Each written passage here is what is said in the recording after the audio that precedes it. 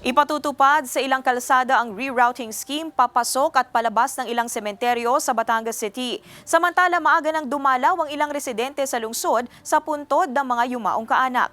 Para sa detalye, makakasama natin live si Denise Abante. Denise?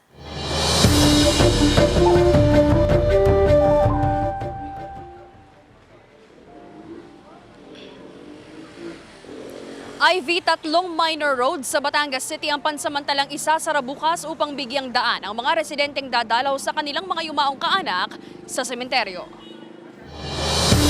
Isang araw bago ang undas, puspusa na ang isinasagawang Monitoring at Deployment and Traffic Development and Regulatory Office o TDRO sa mga traffic enforcers na magbabantay sa seguridad at kaligtasan ng mga motorista at residenteng dadalaw sa kanilang mga yumaong kaanak. Kaugnay nito, magpapatupad ng rerouting scheme at pagsasara ng ilang mga kalsadang papasok sa mga sementeryo.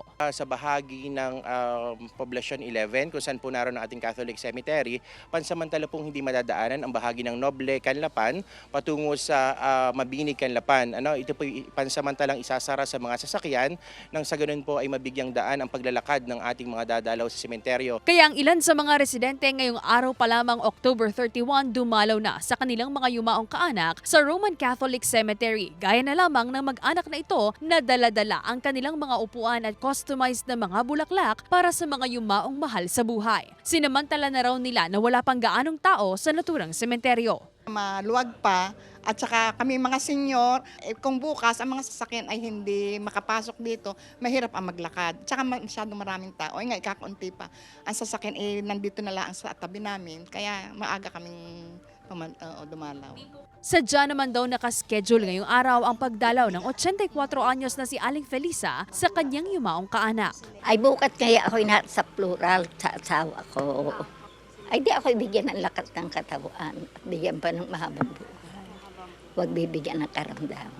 Nakaantabay na rin ang mga otoridad gaya ng BFP, PNP at TDRO sa help desk na itinayo sa loob ng sementeryo. Mahigpit pa rin ipinagbabawal ang pagdadala ng mga matutulis na bagay, paninigarilyo at vape sa pampublikong lugar at ang pag-iiwan ng mga nakasinding kandila na maaaring magdulot ng anumang disgrasya. Sa bawat ng post ng sementeryo, sa main entrance pa lang nila, ay may mga designated post na ng PNP Assistance Center. Make sure po na yung 24 hours visibility ng PNP personnel dito sa mga sementeryo is always nasa post ng entrance ng cemetery.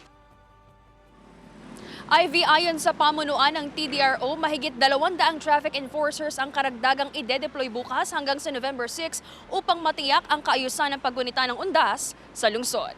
Balik sa iyo, Ivy. Maraming salamat, Denise Abante.